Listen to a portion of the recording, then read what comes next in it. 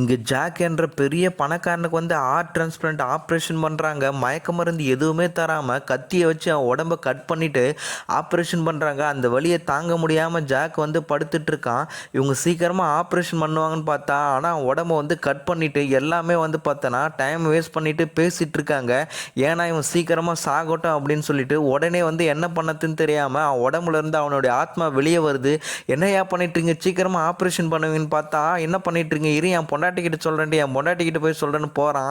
உடனே அவன் பொண்டாட்டியும் ஜாலியாக பார்த்து சிரிச்சிட்டு இருக்கா. உடனே அவனுக்கு வந்து மாற்று இதயம் வருது. அந்த இதயத்தில் விச ஊச்சி போட்டுட்டு, ஏய் சீக்கிரமாக அவனை சாவடிங்க, அவன் சொத்தெல்லாம் நான் சீக்கிரம் எழுதி வாங்கிட்டு அவன் சொத்தெல்லாம் அனுபவிக்கணும் அப்படின்னு சொல்லிட்டு போயிடறா. ஏன்னா டாக்டர் இவ எல்லாமே சேர்ந்து போட்ட பிளான் தான் இது.